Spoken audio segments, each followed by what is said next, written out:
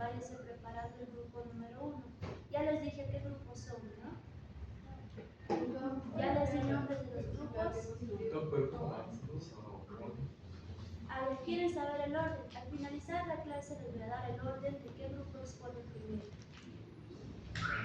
¿Qué otra duda más tienen? Sí,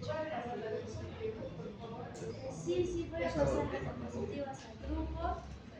De todas formas ya tienen igual el libro guía. Las preguntas van a ser opción múltiple, ¿no? No se olviden que el mapa mental de los temas que restan tal vez se revise el día viernes, si nos da tiempo. Entonces tienen que traer todo hasta el día viernes. Y si acabamos este tema hoy, también lo tienen que traer el día viernes. Estos mapas mentales solamente van a ser para la unidad 1. Para la unidad 2 es otra forma, otra actividad. Ya no van a ser mapas mentales. ¿O quieren hacer mapas mentales todo el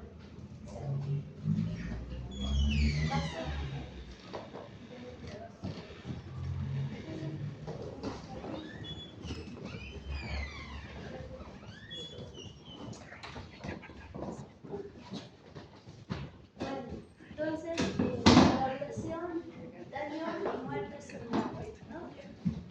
Este es un tema básico y aquí parte la mayoría de las alteraciones. Aquí está implicado la célula, la alteración a nivel de la célula. Vamos a hablar qué tipos de adaptación conocen, qué tipos de lesiones celulares existen, dónde se lesiona la célula y la muerte, ¿no? Que es una lesión celular irreversible que puede terminar en muerte celular o en apoptosis. Bueno, entonces las células tienen una capacidad de supervivencia y tienen mecanismos adaptativos. Antes de morir o antes de sufrir una lesión, estas células se adaptan, ¿no? ¿Y cuáles son estos mecanismos de adaptación? Son la atrofia, la hipertrofia, la hiperplasia, la metaplasia, que si estos mecanismos de adaptación son a consecuencia de lesiones, ¿no?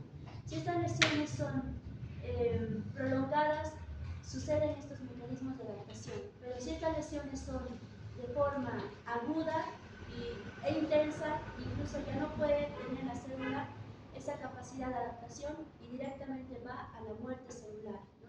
Y la muerte celular puede ser por necrosis o por apoptosis.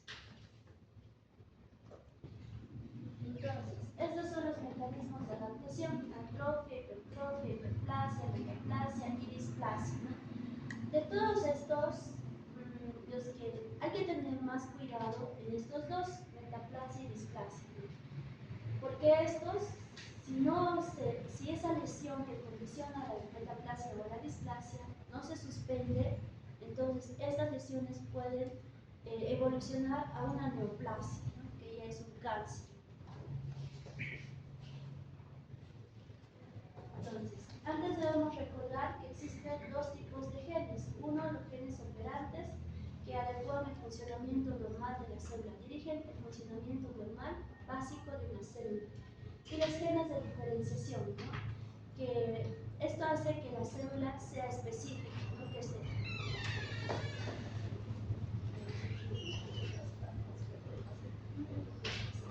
Y los genes de diferenciación, ¿no? Que definen a un tipo particular de célula, ¿no? Puede ser un tipo particular de célula epitelial, o puede ser un tipo particular de un órgano en específico, ¿no? Entonces, unos genes que regulan el funcionamiento normal de la célula y el otro tipo de gen que va a modificar el tipo de diferenciación celular.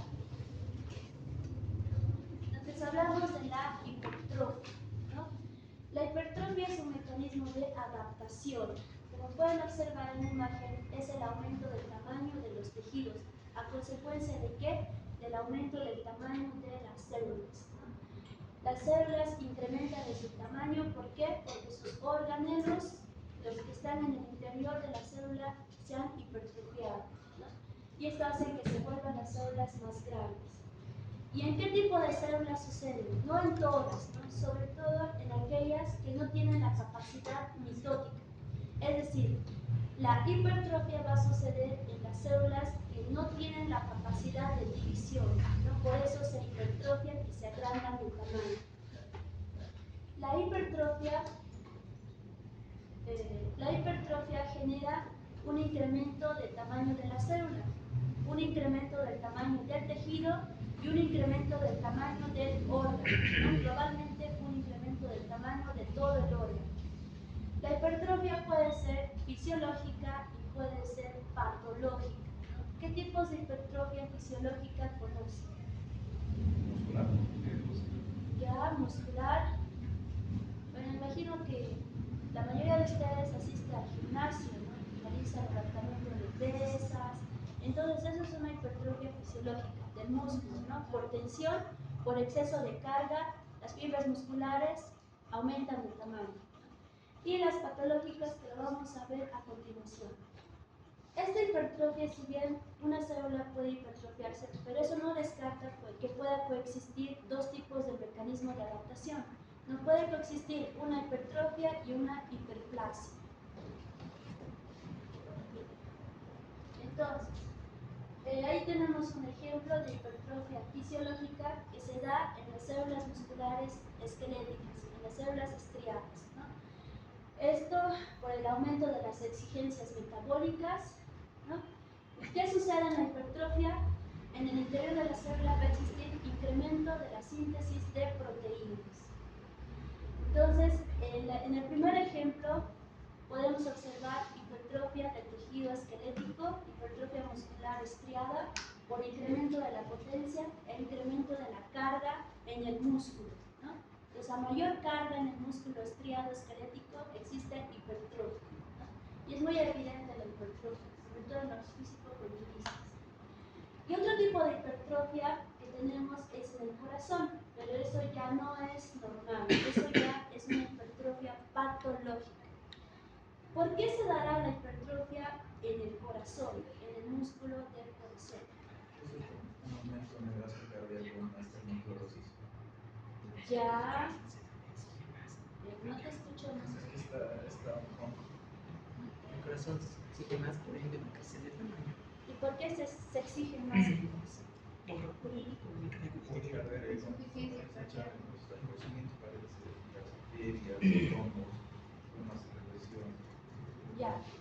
Lo más frecuente de una hipertrofia cardíaca es lo que su compañero mencionó, como la hipertensión arterial, la presencia de la enfermedad aterosclerótica, y otra complicación que desencadena la hipertrofia es el incremento de ¿qué?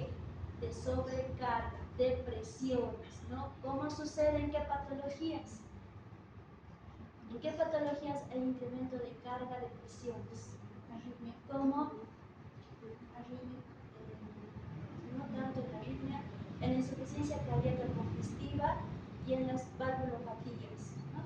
Va a existir incremento del tejido cardíaco. Y otro ejemplo es este. ¿Alguien me puede describir esta imagen?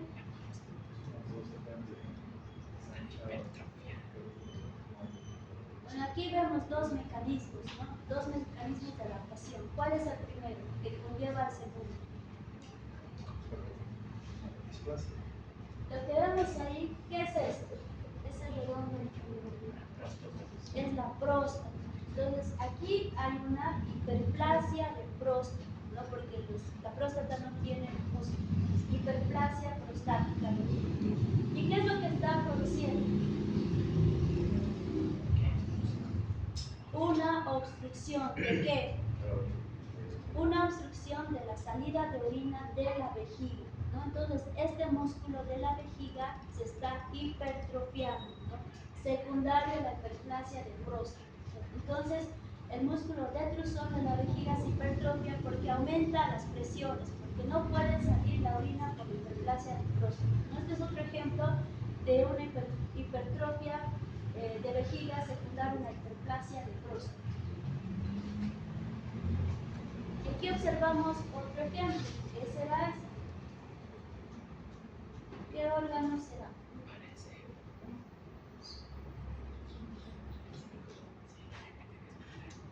¿Qué órgano creen que sea? Es un útero, ¿no? Es un útero, aunque sea hipertrofiado. Las fibras musculares del útero sean hipertrofiadas. ¿Por qué? Esto ha sido posterior a un embarazo, lo que se ha complicado y ha tenido que escalar el útero. ¿No? En la imagen B podemos ver las fibras normales musculares del útero, pero en la imagen C podemos ver las fibras musculares del útero hipertrofiadas. ¿Cómo se dan cuenta que está hipertrofiado? Porque está alargado, ensanchado, que no tiene la misma morfología. Y bueno, lo del corazón, ¿no? Lo del corazón, si bien es por el incremento de la sobrecarga, pero también en el corazón existen factores neurohumorales, ¿no? Entonces, estos cardiocitos, células cardíacas, comienzan a perder la plasticidad, ¿no? Es decir, en todo proceso de hipertrofia va a existir mayor incremento de proteínas, ¿no?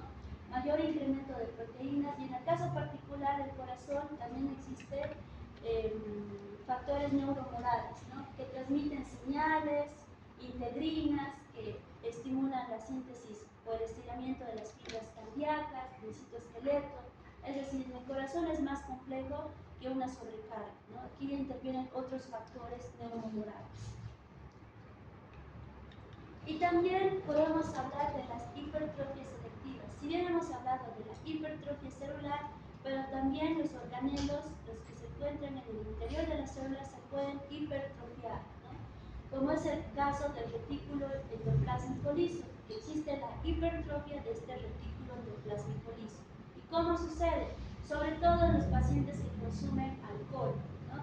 Se hipertrofia el retículo endoplásmico liso, y esta hipertrofia hace que estos pacientes alcohólicos sean menos sensibles a los barbitúricos, ¿no? Porque tienen incremento de estas enzimas, como es el citocromo P450, que acelera el metabolismo de los medicamentos, sobre todo de los barbitúricos. Esta es una hipertrofia selectiva de organelos. Hiperplasia, ¿no? La hiperplasia, que es el incremento en el número de las células, ¿no? De un órgano o tejido. Como podemos observar, ahí hay una célula, un epitelio normal, pero en el segundo hay incremento del número de las células. ¿Y en qué tipo de tejido sucede esto? La hiperplasia va a suceder en cualquier tejido que tenga esa capacidad mitótica, capacidad de división celular, ¿no? Y al igual que la hipertrofia, la hiperplasia puede ser fisiológica y patológica. ¿Y cuáles son los tejidos que mayormente van a una hiperplasia? La epidermis, el tejido glandular y el epitelio intestinal.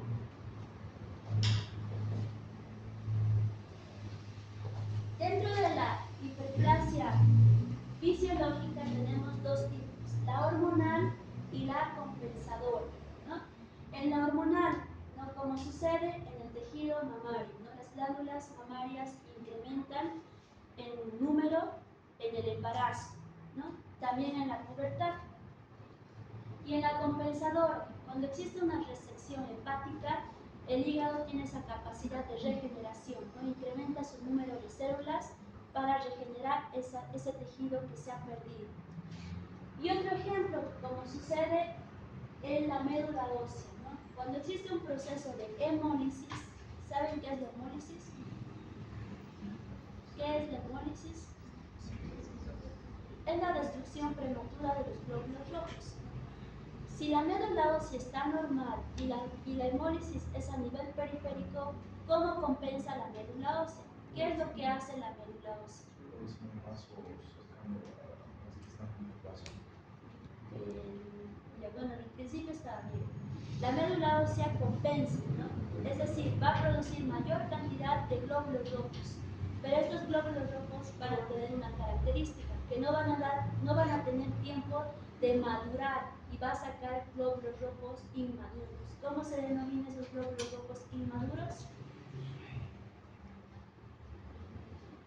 Los glóbulos rojos inmaduros, ¿cómo se denominan? Reticulocitos, ¿no? Entonces, lo que va a suceder en la médula ósea va a ser una hiperplasia de qué serie. Si es una hemólisis, ¿qué serie se va a hiperplasiar en la médula ósea?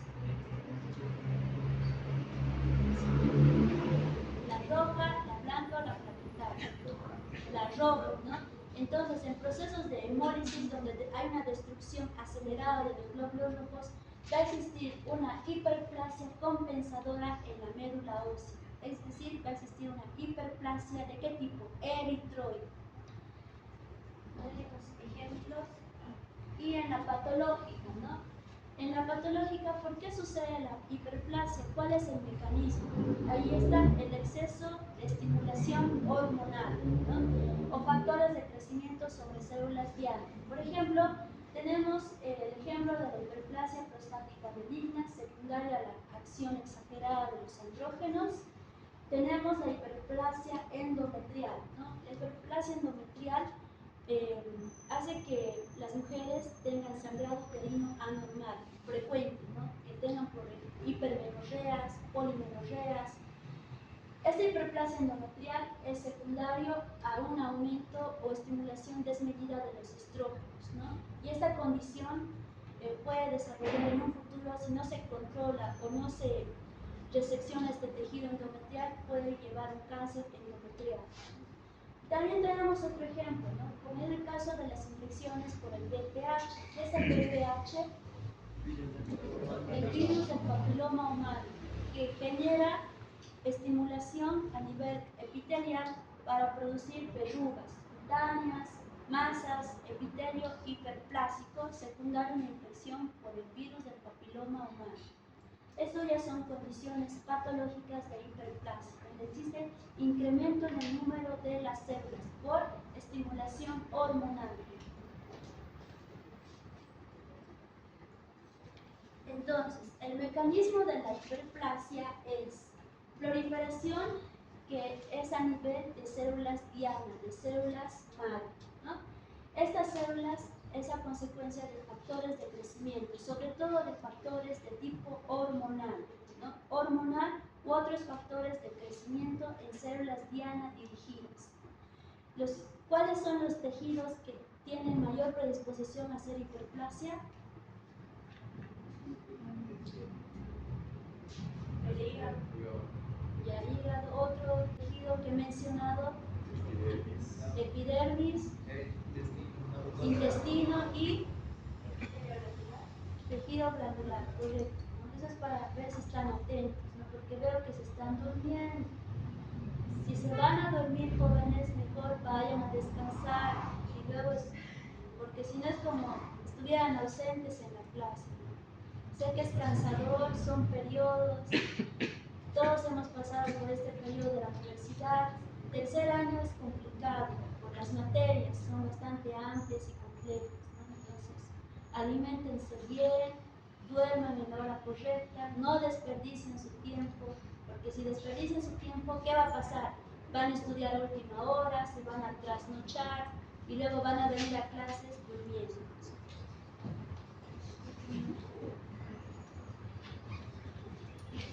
Atrofia, ¿no? La atrofia es la reducción del tamaño de la célula, es lo contrario a la hipertrofia. Esto puede ser secundario a una reducción del tamaño o a una reducción en el número de las células. Al igual que las anteriores condiciones de la hiperplasia, hipertrofia, la atrofia puede ser fisiológica y puede ser patológica. ¿Cuándo es fisiológica? Por ejemplo, tenemos el conducto tiroidoso. ¿Alguien sabe para qué sirve ese conducto? ¿O qué significa ese conducto? Lo han llevado en embriología. ¿Es qué? No, eso está más arriba. ¿Para qué servirá el conducto tiroidoso en el feto?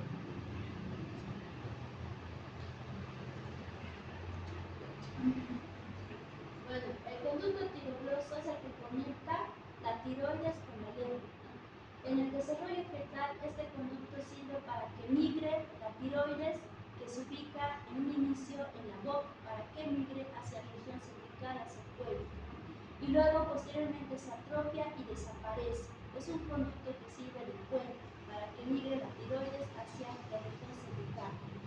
Y también tenemos la atrofia fisiológica del útero, ¿no? Que esto es posterior al parto, comúnmente denominado en la clínica como evolución uterina, ¿no? Porque ese útero que ha estado hipertrofiado en el embarazo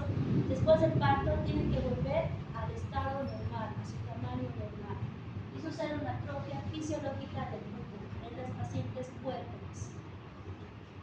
Y patológico, ¿no? ¿Por qué se da? Las atrofias patológicas.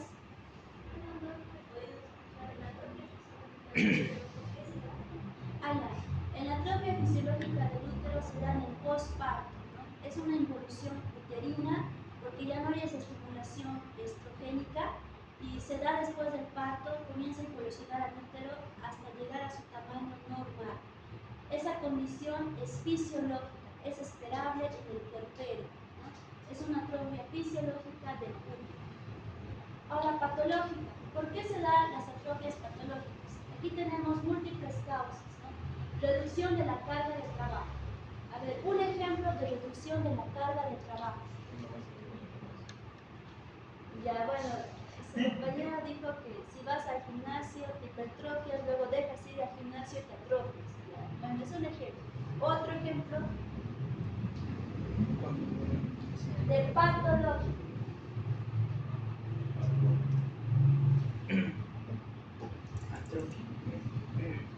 A ver, por ejemplo, un paciente que ha sufrido un traumatismo de fémur, lo han operado, lo han enyesado, va a tener una atrofia de tipo reducción de carga de trabajo. Los músculos se van a atrofiar, ¿no? ¿Y cómo se va a ver clínicamente? Con una hipotrofia muscular. Los músculos van a estar pequeños, ¿no? Flácidos. Eso es un ejemplo de reducción de carga de trabajo. ¿Por qué? Sí, también es, pero eso ya es otro mecanismo. Eso entraría en la atrofia por denervación, ¿no? Atrofia por denervación, pero vamos a ver más a detalle a continuación. Atrofia por reducción de la irrigación. Si no llega suficiente flujo sanguíneo y oxígeno a un tejido, se atrofia. Por una nutrición inadecuada también existe atrofia. Por pérdida de la estimulación endócrina y por presión, ¿no? Imagínense ustedes que un paciente tenga un tumor cercano a un órgano, entonces va a producir atrofia en el órgano vecino. Entonces tenemos la atrofia por desuso o por disminución de la carga de trabajo, ¿no? Como sucede en los pacientes que están hospitalizados de forma prolongada, que están meses en el hospital, o en aquellos, ¿no?, que han sufrido traumatismos en cualquier parte del cuerpo. Existe esta atrofia por, primero hay una reducción del tamaño, ¿no?, que es reversible con actividad. Si a este paciente le quitan el yeso, comienza a hacer fisioterapia, movimientos musculares, entonces va a recuperar el tamaño normal de las células. Estas fibras musculares esqueléticas pueden sufrir apoptosis, además de reducir el tamaño, ¿no? Incluso los pacientes que tengan atrofia muscular también pueden tener osteoporosis asociada.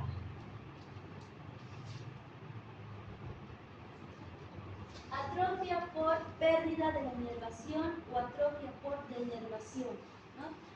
¿Qué sucede? Para que todo tejido funcione, tiene que estar inervado, ¿no? Porque eso dirige las funciones normales del organismo, de los tejidos, de las células.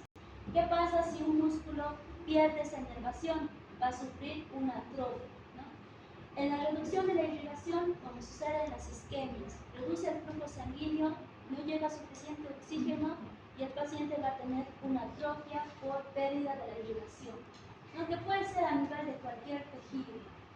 Y hay en esta atrofia por reducción de la irrigación es más frecuente en los pacientes seniles. ¿Qué sucede en los pacientes seniles? ¿Por qué se atrofia el cerebro?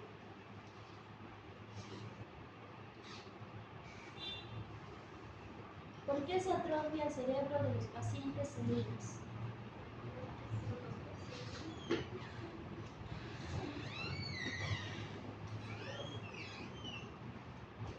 Puede ser por isquemia, también puede ser por la disminución del flujo. En los pacientes seniles, ¿qué van a tener? Mayor predisposición a tener placas ateromatosas que reducen el flujo sanguíneo y también por una nutrición inadecuada. Como lo vamos a ver en el siguiente ejemplo, ¿no? En la imagen A tenemos un cerebro normal, como el de ustedes, jóvenes, un cerebro de esa característica. En la imagen B tenemos un cerebro con atrofia senil de un paciente adulto mayor. ¿Y qué diferencias se encuentran en ambas imágenes? ¿O serán iguales?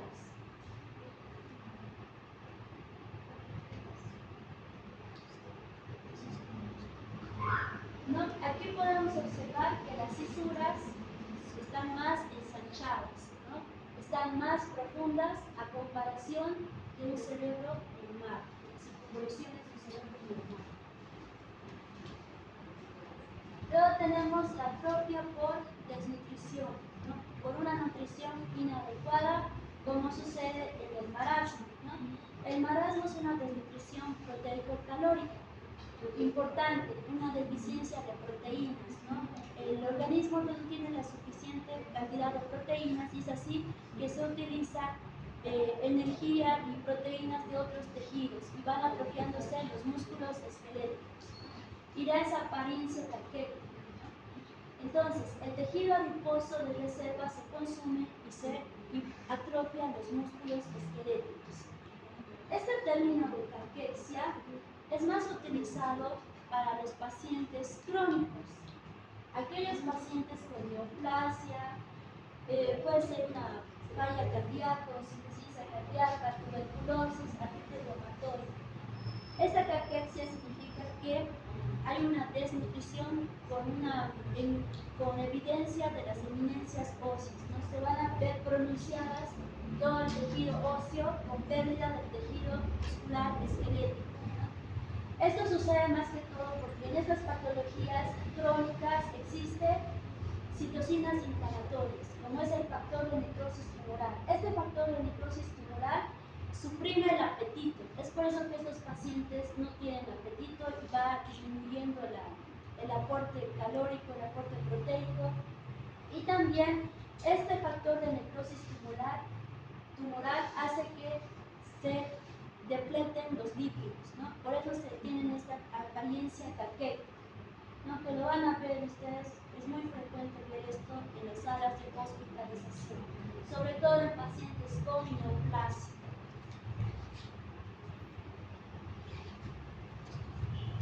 Otro factor que condiciona la atrofia es la pérdida de estimulación endócrina, ¿no?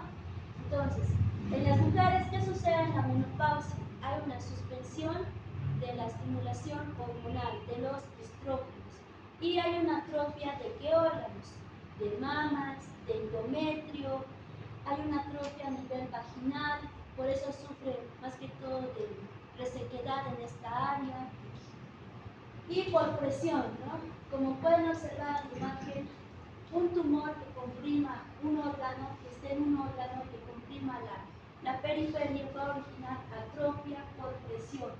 No puede ser atrofia tisular que comprima y que ocasiona una disminución del flujo en los tejidos, ¿no? Una isquemia en su alrededor por expansión. En cualquier tumor puede suceder esta atrofia por presión. Entonces, aquí tenemos el mecanismo de la atrofia. La atrofia se produce por una menor síntesis de proteínas, a comparación de la hipertrofia donde hay una mayor síntesis de proteínas. Estas proteínas existen por un aumento de la degradación de las células, es decir, hay una disminución de la síntesis de proteínas y hay un aumento en la degradación de las células. La síntesis de proteínas que se va a estar disminuida va a ocasionar una menor actividad metabólica, ¿no? Y esta menor actividad metabólica va a degradar proteínas celulares, sobre todo de este sistema, de la vía ubiquitina-proteosoma. ¿Alguien sabe para qué sirve el proteosoma? ¿Qué son los proteosomas?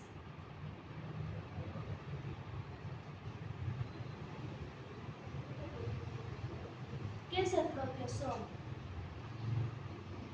El proteosoma es un organelo donde se degradan o sirve también como desecho de las proteínas celulares, ¿no? Entonces, al estar activada esta vía, por secundaria una deficiencia de nutrientes o secundaria un desuso, estas ubiquitinas ligasas se van a unir a las proteínas celulares, ¿no? Y van a hacer que estas proteínas celulares sean degradadas por los proteosomes, que es un sitio de degradación de las proteínas celulares.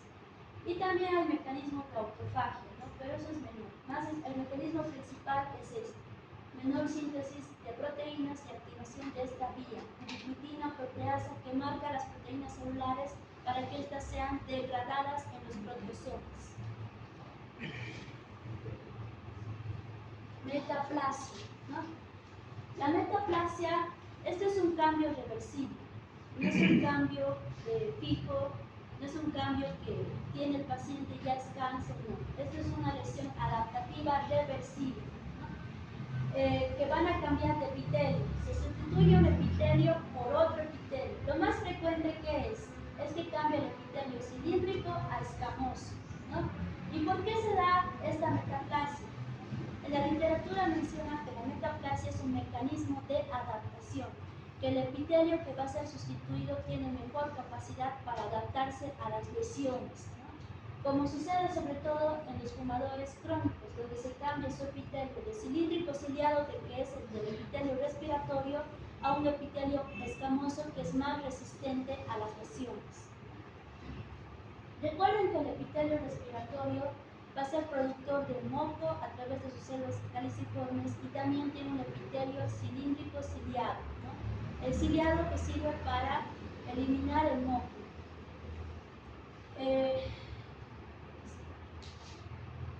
Aquí podemos observar en estas imágenes, ¿no?, el cambio de un epitelio cilíndrico normal a uno escamoso. Y aquí en la imagen también, una imagen microscópica, sobre todo a nivel del aparato respiratorio.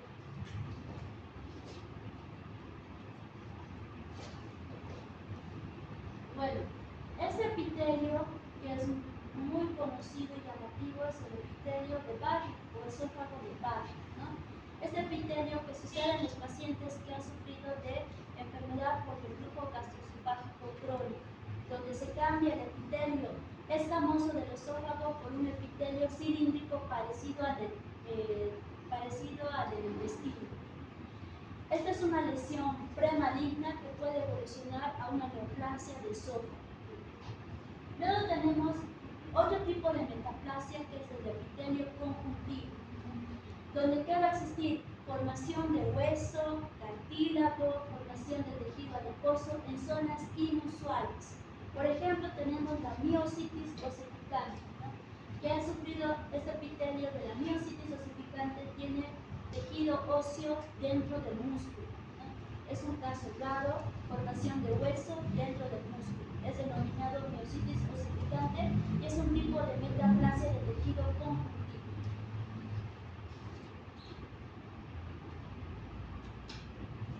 ¿Y cuál es el resultado de la metaplasia? ¿Por qué estos tejidos se transforman, ¿no?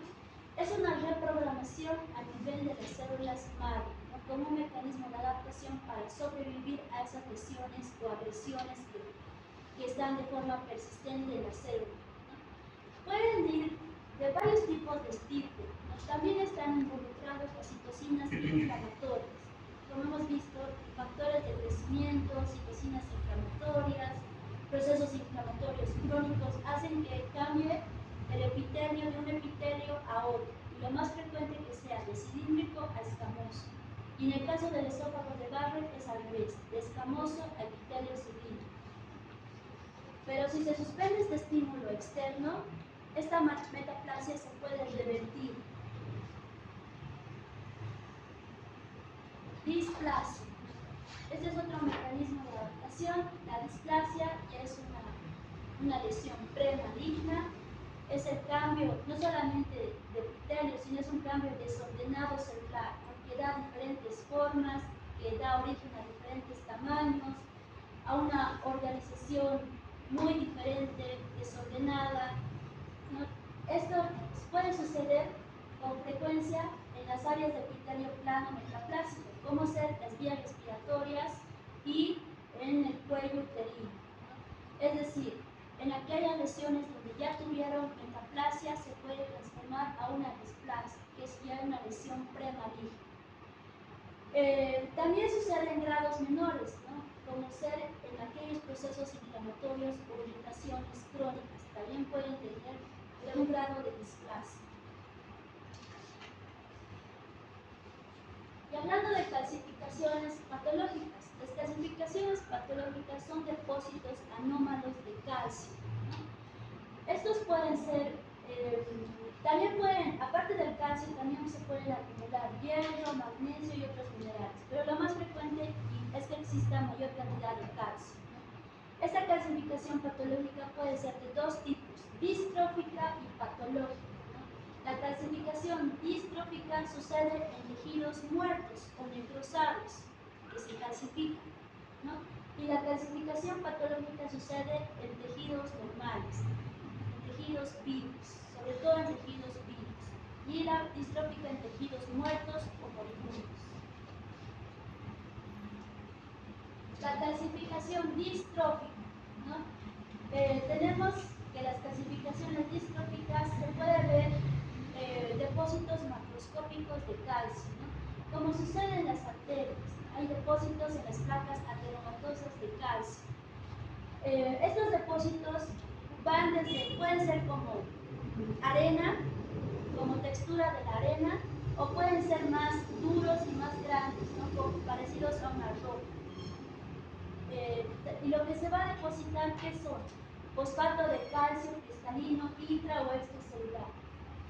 Como les dije en un inicio, esto sucede más que todo en tejidos ya previamente lesionados, ¿no? Necrosados o tejidos con inflamación crónica, como sucede en las ateroscleromatosis avanzada, que puede ser en la aorta, en los vasos, en las válvulas cardíacas. Y la clasificación metastásica, ¿no? Esto puede suceder secundario, los tejidos están normales, pero ¿qué es lo que sucede? Condiciones o patologías que incrementen el calcio en el plasma, que produzcan hipercalcemia, van a conllevar a una metástasis de este calcio que está en el plasma y a una calcificación metastásica. ¿Qué patologías conocen que producen hipercalcemia?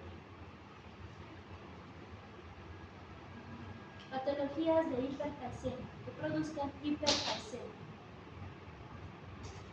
Bueno, ahí está, ¿no? Las patologías de la hipercalcemia, el hiperparatiroidismo, primario, secundario, puede ser una insuficiencia renal, aumento de movilización de calcio de los huesos, como en el mieloma múltiple, en la enfermedad de Paget, lesiones metastásicas, inmovilización, intoxicación por vitamina D, ¿no? Entonces, esta calcificación metastásica, el tejido está normal, pero hay otra condición que hace que incremente el calcio y produzca una hipercalcemia en el plasma, y de ahí del plasma vaya a recorrer y a depositarse en un tejido. A eso se refiere la calcificación metastásica. Bueno, hasta aquí vamos a quedar porque me falta revisar unos como 5 o 6 mapas mentales, pero lo voy a terminar ahora para que no se quede muy recomendado para el día viernes. El día viernes vamos a continuar con lesión y muerte celular y apoptosis. ¿Alguna duda hasta aquí, jóvenes? Por favor, no se duerman.